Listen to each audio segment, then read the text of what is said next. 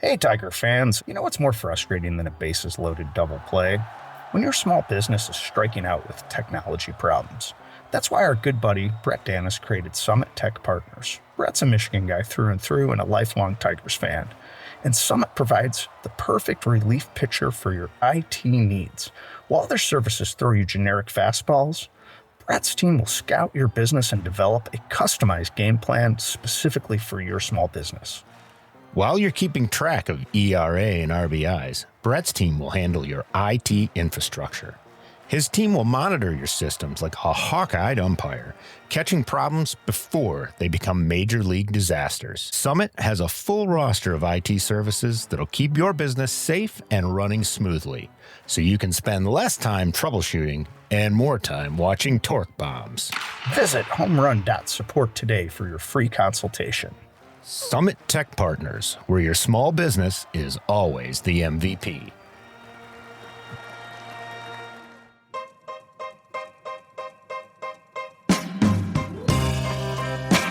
Welcome to another episode of The Litter Box, a Detroit Tigers podcast, with your hosts Bill Patterson and Chet West. Hey, Tiger fans. It's Billy P. from the D and Chet West, your co-hosts of The Litter Box. We are coming off a 4-game home stretch against the Cleveland Guardians. Chet, just give me off the top, before we go game by game, what are your overall impressions and thoughts on this series? Well, I think what we're getting to see here is the Tigers could be a team that, while we have been playing at what I would call our ceiling for the first 2 months of the season, we've seen a few looks at what our floor can be. And it's a young team where I would have expected us to be far more inconsistent still. Even the good run at the end of last season, what have you, I still didn't think we were going to come out and be world beaters like we've been so far this year. And to be honest, I think we kind of needed a series where we got ourselves knocked in the chops a little bit. And we got it here against Cleveland. I mean, they came out, they beat us badly in game 1. Game 2, they handled us without problems. Game 3 took a little longer, but they ended up being the winners in extras. So I just think maybe this was a good, I don't want to call it a wake-up call, maybe a little kickback to reality here for a team that probably has been playing more at their ceiling lately. We're going to see the floor, and I think the floor is down there for a young team like this. So I have 3 thoughts on this and a lot of frustration behind this. Number one, we haven't seen a 3-game losing streak since the first 3 games against the Los Angeles Dodgers, defending world champions in LA to open the season. That made sense. The ironic part is that Tigers were competitive in all 3 games. That wasn't necessarily the case in at least one of these games the past 4 days. Part 2 of this is the Guardians were the team that knocked the Tigers out of the postseason last year. Part 3 would be that I believe that we are going into the 10th year of utter dominance of the Guardians over the Tigers. And that's something that I can't quite put my finger on. I know why the Guardians are good. What I can't figure out is why the Tigers can't find a way to beat them. We'll go into that later after we do the game-by-game recap. If it's okay with you, I'm going to get your thoughts after I just kind of do a quick rundown. Game 1 was a 7-0 beatdown, and the Tigers had ample opportunities because Cleveland scored 2 runs in the 4th inning, another run in the 5th, and then 4 runs in the 9th. But at that point, the Tigers their bats were flaccid and nothing was happening. And really, the game came down to this. The Tigers in the bottom of the 3rd had 2 men on, and Kerry Carpenter struck out swinging, and that basically just put everything to bed. And then in the bottom of the 8th, Jahan singles. Trey Sweeney goes to 3rd, Javi goes to 2nd. So bases loaded. It's a 3-0 deficit at this point. Everything's ahead of you. There's nobody out. And then Baddoo strikes out swinging, Z-Mac strikes out swinging, Riley Green strikes out swinging. And that was your ball game for game 1. What thoughts do you want to add? I think something that's become very interesting to watch is the ebb and flow of Riley Green this season. He just had the worst series he's had since that Minnesota series a while back. Yeah. He went 0 for 12. He had 6 Ks. That's not good. That isn't, and you know, everybody wants to put Riley Green in there as their MVP, their team MVP. I don't think so. He may be an all-star. He's obviously a talented player. When he's on, and he can do damage. But as I said to you today, he's no Jose Ramirez. Now, Granted, there aren't a lot of those guys, okay? There aren't a lot of Jose Ramirez in the league. I mean, you're talking probably a top 5, top 8 hitter in the league in Jose Ramirez, and doing it year in, year out consistently. And that's going to be what I preach here is consistency. This Tigers team is not a consistent team, really, even in their identity right now. Here they were, being very patient at the plate all season long. In this series, not so much. A ton of Ks. I think that we're just going to see a little ebb and flow. And you know what? They're allowed to have a bad series here and there. But like you, frustrates me that it's against the Indians. All this good play, beating up on all these teams, good and bad so far. I mean, we've handled the Yankees. We've handled, we played, as you said, competitively against the Dodgers. We've handled a couple other teams like the Red Sox without issue that are going to be probably postseason teams, but yet we get the Indians and we look like we don't even belong in the ballpark with them. I can't wrap my head around that. They just seem to be our unicorn. Yeah, it definitely seems to be, the kryptonite to Superman, the Achilles heel, however you want to phrase it. 12 strikeouts cumulative for the Detroit Tigers in Game 1. Moving on to Game 2, it's a 3-1 loss for the Tigers.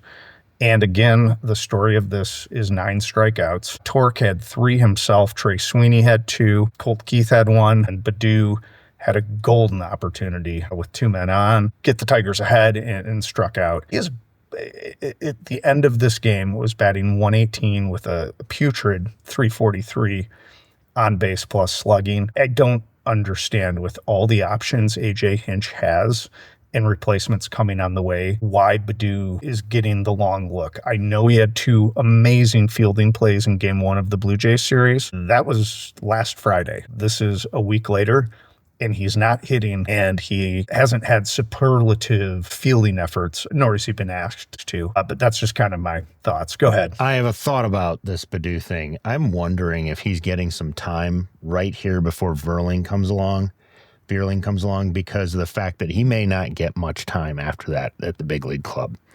I'm wondering if AJ's like, let's bring Baddoo over, have him get a couple at bats at the big league club, see what he's got going on. I can't figure it out. The guy is not, he had the one good showing, and it was really luck. I mean, we got him as a Rule 5 pick from the Twins. He had never sniffed, I don't think he had ever sniffed anything above Double-A. Really no reason that he should have been playing in the majors other than the fact that we were just a bad team at the time when he came along. And he had a couple of good months, and he has somehow hung around. It's like a union agreement or something we have with this guy. Why does he have to be playing at the major league level? Because I don't see much. He does do some things defensively that are pretty good. So fine, bring him in as a late inning replacement. I don't need him in the lineup behind Andy Ibanez, and I know Ibanez does hit the righties well or the lefties well, but I don't need those 2 guys at the end of the lineup anchoring the lineup. They're like a black hole for productivity, and I think it hurts the people around them a little bit too. Yeah, speaking of that, so he had 3 at-bats, 1 K. Baez had 3 at-bats with a K, and then Ibanez had 3 at-bats, didn't strike out, in that game. But didn't get a hit. If we can talk about pitching a little bit. Yeah. It was the first time this season that Jackson Jobe started for the Detroit Tigers, and they didn't win. He did take the loss, but he pitched well. 5 innings, game. 4 hits, 2 runs, both of them earned. He walked 2, struck out 3. He was solid. That's a typical Jackson Jobe line right now. That's that's like every game for him, and I take that all day long from a rookie starting pitcher. I take that all My day guy, long. Tyler Holton, Yeah. 1.2 innings, 1 hit, 2 Ks.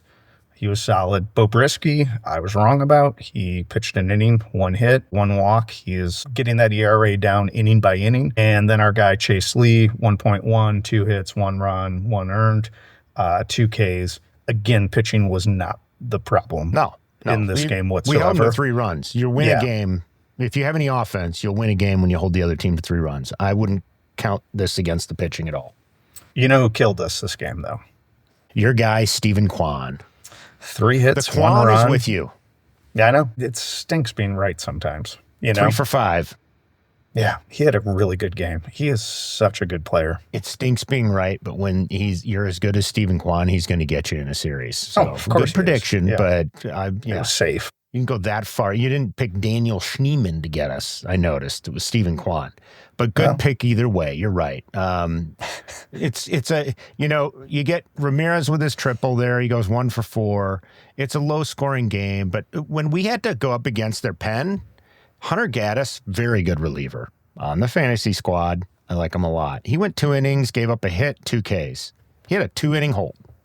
Emmanuel Clase, one of those guys that's like, you're not going to touch him. When he's on, you're not going to touch him. He kind of reminds me of like an Aroldis Chapman circa, I don't know, 10 years ago. But he's one of those guys who's got a great stuff and closes out games, very reliable. Slade Ciccone, interesting fact, there's only been 2 Major League Baseball players named Slade. Slade Heathcote, Slade Ciccone. This is the other Slade. Other than him having kind of a cool name, I don't think he's had like an incredible season so far. Think we could get more than we got off of a Slade Ciccone, but apparently we couldn't.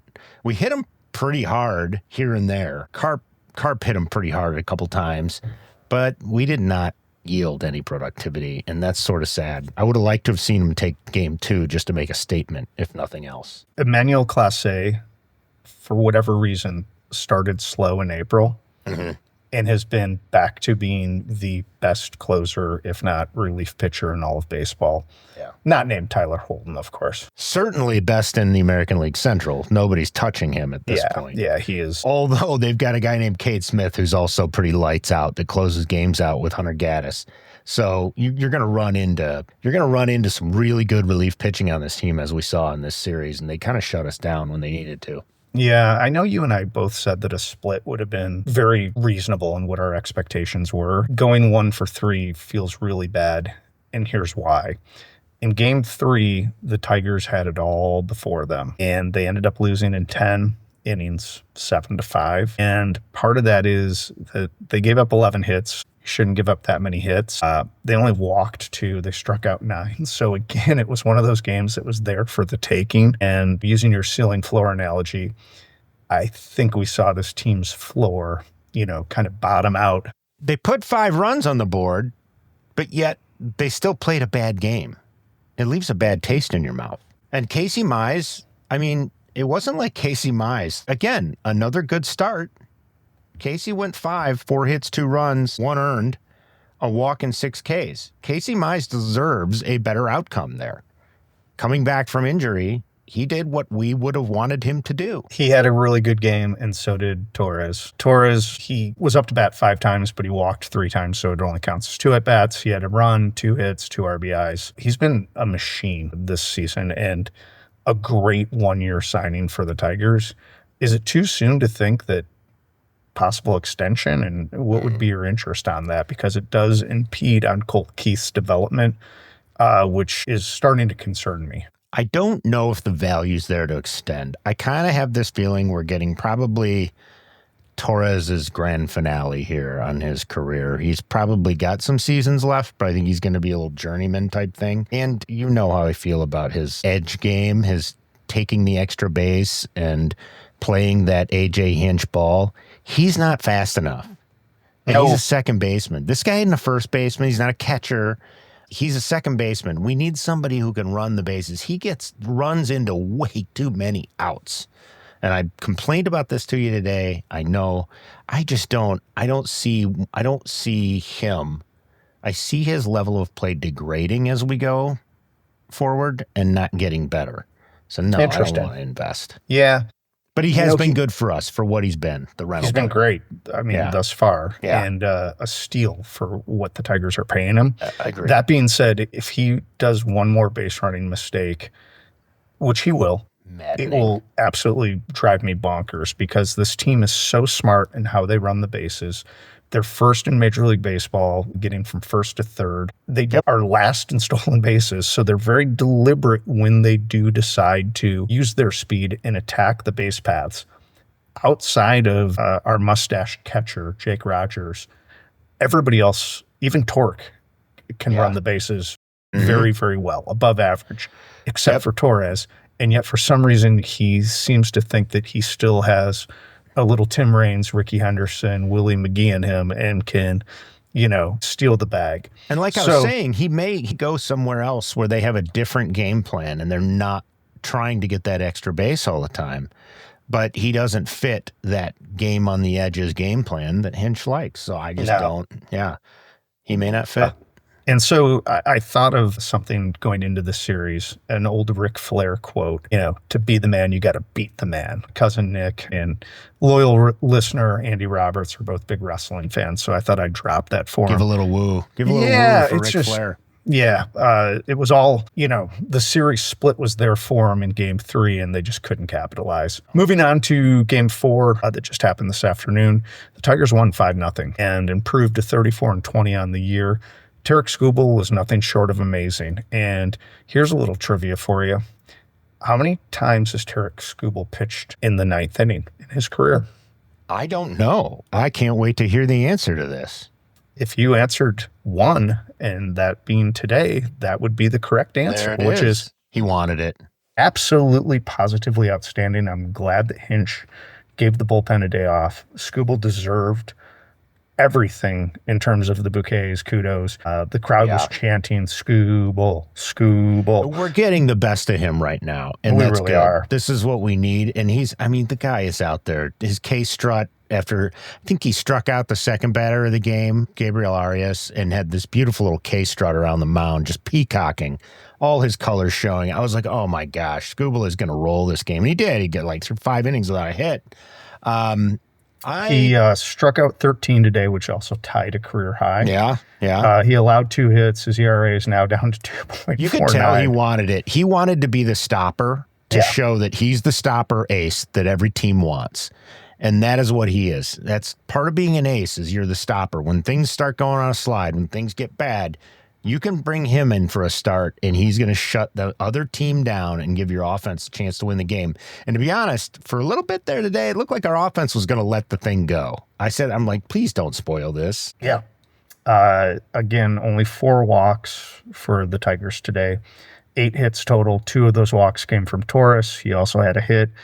Our guy, Andy Ibanez, the Barry Bonds of right-handed pitching, got a hit. Riley Green was all over the place today. He had 1 K and he did walk once, but I'm with you. His peaks and valleys are getting a little maddening and frustrating. Right. Torque was his usual self. He has a hit. Jahan had a good day today. And I'll debate that, because Jahan did something early in the game that angered the daylights out of me. Yeah. And it's seared into my memory. It was a hit and run, and he hit it exactly where you're not supposed to in the hit and run. He put it right where you don't. Yeah. Torque got pulled off second. It was just and it really wasn't Torque's base running fault. Torque is taught to run on that. No, second and third, wasn't. No outs. You got to go behind the runner, Jahan. He's got to hit the ball to the right side of the field there. And if Jahan's going to be, we've seen him in the leadoff spot, if he's going to be the artiste hitter up there with the great approach at the plate, and he's not going to be a power guy, he's got to learn to hit situationally. He's got to polish up his situational hitting. You can't hit the ball to the shortstop there. It's literally the only place in the diamond you can't put it. I'd rather he'd struck out, to be honest. Everybody says, no, you put the ball in play, you never know what will happen. Well, that was bad. It was bad. It was a bad result. It was bad. And that he drove did me get benched crazy. after that, and Trey Sooney was brought in to pinch hit for him and play shortstop, which moved Z-Mac from shortstop to right field, which means that Z-Mac has now played 7 positions this year. That's amazing. Which means he's played all 3 outfield positions and all 4 infield positions, save pitcher and catcher. That being said, Z-Mac had a great day today. Walked once, K, 2 RBIs, a hit, and a run. And Javi got another knock as well. So let's talk a little bit about WAR. Can we talk about Z-Mac for 1 second? I just have a little factoid I want to throw out there. Sure. I learned this today. Did you know he was a Chippewa? He's a Central Michigan Chippewa. I know he is from Toledo. He went to high school in Fort Wayne, but he graduated high school in Fort Wayne. He went to Central Michigan. Though? I don't know. Did he grow up in Toledo? That's what they said today on the broadcast. Did they? No, he went to school in Fort Wayne. He went to high school in Fort Wayne. But I was sitting here looking at this after the announcer said, hey, it's a Central Michigan Chippewa. I think it was Benetti called it out on the radio broadcast. I Oh, don't the radio broadcast was way better than the way Roku. better, way better. The Roku, I don't know what was going on with that. They had a mixed booth of half Guardians guys and then half. It was And the only common sense thing they said today is don't put ketchup on a hot dog. But yes. anyhow, highest WAR, according to Fangraphs, right now through the season. Skubal at 2.1, ZMAC at 1.6, Dylan Dingler, our guy, 1.6. He had a good series. Dylan still hit this series. Torkelson, 1.5, Riley Green, 1.3, and then Javier Baez, 1.3. So interesting. Just it's one of the other things that we don't mention. Zach McKinstry did not have a good series either. No. His first 3 games, he had nothing. So he got the home run today, which is nice. That got us going. I give him a tip of the cap for doing that. But he was also producing nothing in games 1 through 3. And so when you have McKinstry and Green not producing, and they've been 2 of your bigger producers on the team, like you're going to have to find it from somewhere else. And I know like Torque is good for a hit every game, and maybe Ibanez and Baez has been had a couple stringing together, a couple multi-hit games, but I don't know how much we can rely on them to crank out the hits or have the big games. They're usually the one-hit guy, or Torque will get a homer like he did in the second game. Our only run came off of a Torque homer, but where do the hits come from if McKinstry and Green aren't getting them? And look, I know everybody loves Matt Vierling. I think everybody thinks he's going to be the savior in this lineup. No. Matt Vierling is an okay baseball player. He's fine. He had a great season last year. He has not lived up to his billing that he had when he was a prospect with the Phillies. I have not seen anything yet that tells me that everybody thinks this is this huge addition. He's another piece in the puzzle. That's about it for me. We'll see. Okay. I hope he proves me wrong. On that note, I did question why he was batting leadoff today. I don't know if it was to try to get him more plate appearances, but it seemed like a really gutsy move by Hinch, knowing that you needed to have this win today.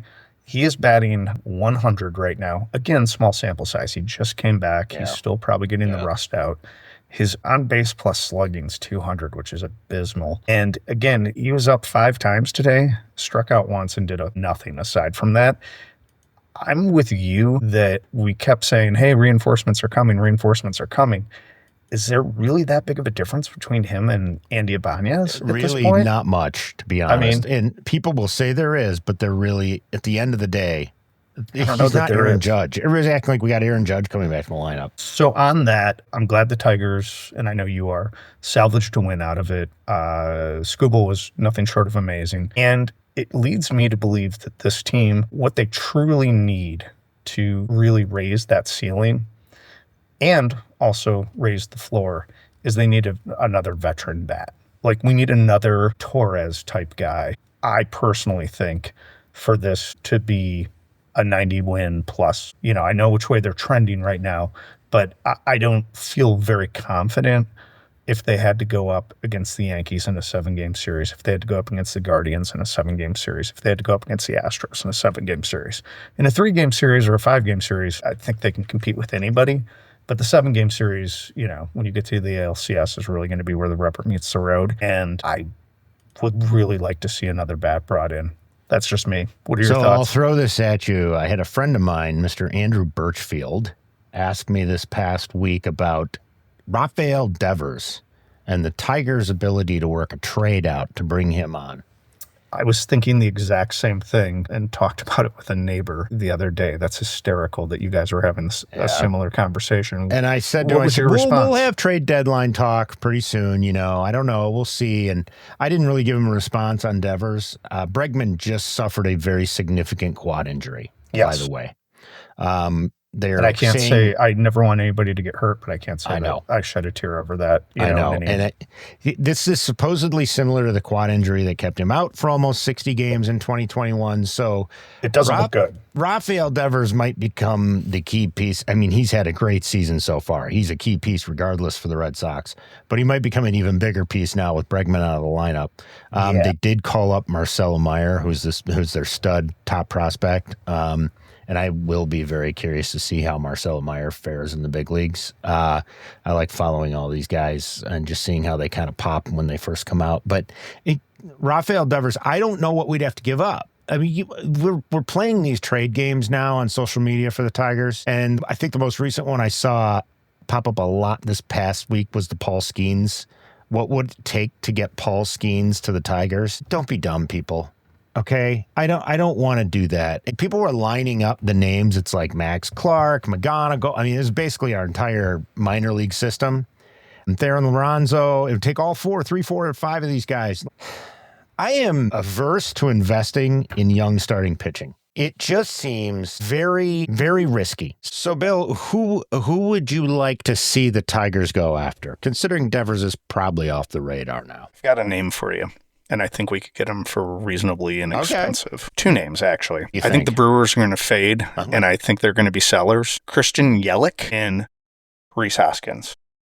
Yeah, Rhys Hoskins is somebody that could probably do some damage for us. Christian Yelich, I don't know about Yelich. I just don't have, he's been really up and down over the last, he was great years ago, 6, 7 years ago. He's been really up and down since. But Hoskins, I could be interested in Hoskins. He plays, he plays a bat that might play pretty well for us. You don't think, you think we need a hitter? You're good with our pitching going forward. Oh, I'm absolutely good with our pitching going forward. Should I not be good with our pitching going forward? No, I'm just saying, I just throw it out there because you went straight for hitters in offense, and I get it. Yeah. I don't know. I really can't wrap my head around who would be a good trade target at the moment. Cedric Mullins from the Orioles. He'd be pretty good. He'd be all right. What I'd hate to have seen him done, I'm really glad they didn't get Santander. You know, Anthony Santander was like on their list of guys that they were entertaining in the free agency, but Bregman took too long and Santander got sucked up by Toronto, and he's been absolutely horrible for Toronto. Remember how bad he was in that series? Yes. And the announcers were just like, he can't find it at the plate right now. He has totally faded. I'm so glad they did not sign him. But Cedric Mullins, I'm entertained by that. And, you know, there's a couple Orioles. I don't know if I'd give up the boat for any of those guys, and I don't know that the Orioles are going to be trading away a lot of their young guys they still have tons of control over. What about... but he's not young. He's 31. No. Oh, Mullins? Yeah, I know. I'm not worried about that. I'm thinking about other guys. Looking everybody above the age of 27. What about like Mountcastle? Potentially. I mean... He's a name that maybe... Yeah. I mean, I just feel like the Tigers now have a gluttony of pitching and the ability to possibly make a trade with that. So looking ahead, we've got the Giants coming to town. 1:10 Eastern, 12:10 Central tomorrow, and then 6:40 or 5:40 Tuesday.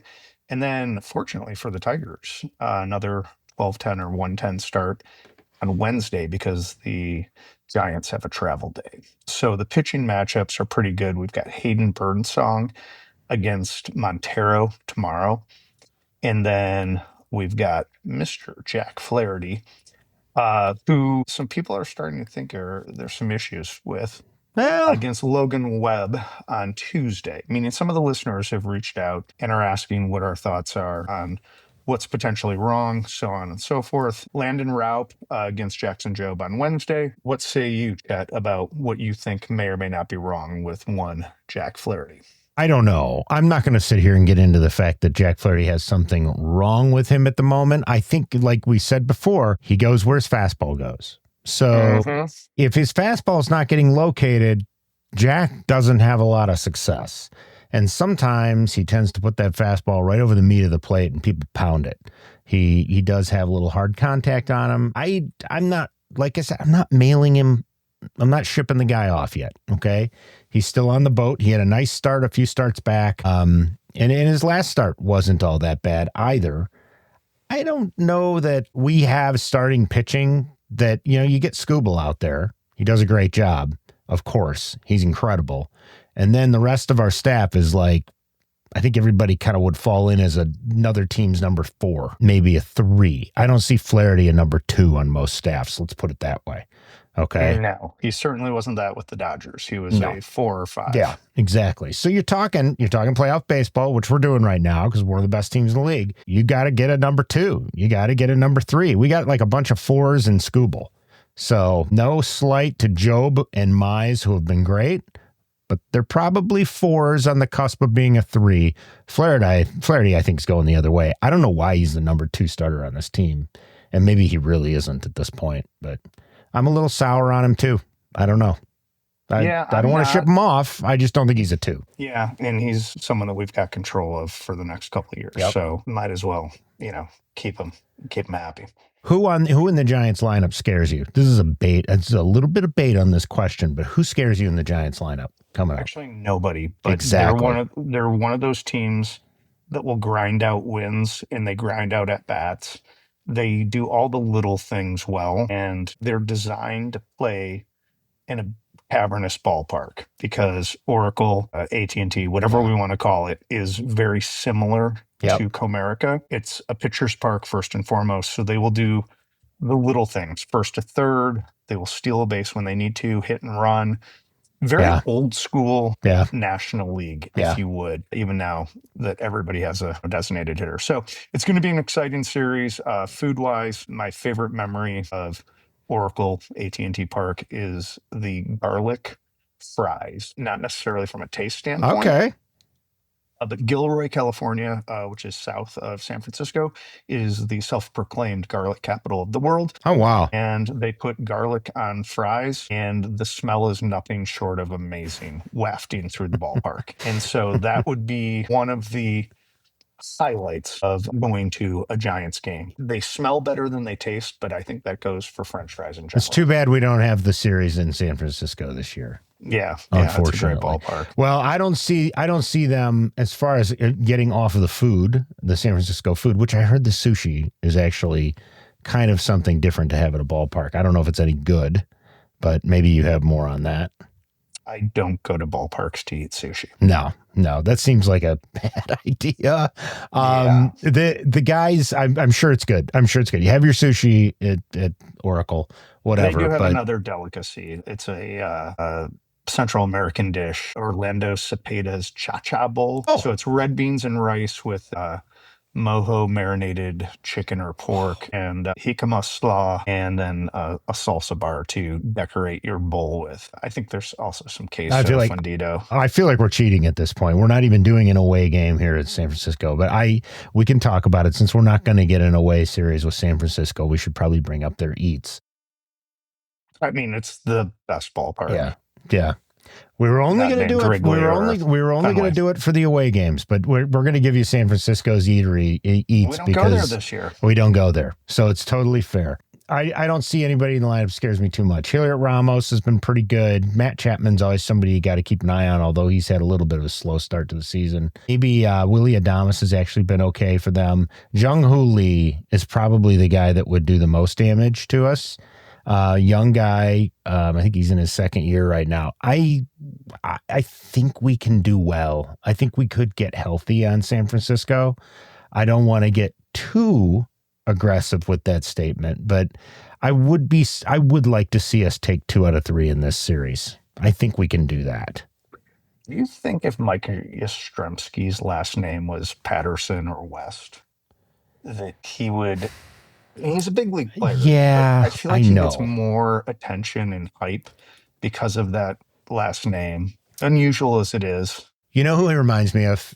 A guy by the name of Matt Vierling, who's just a middling outfielder who gets a little more attention than he probably should. I think Mike Yastrzemski's actually been a pretty good player.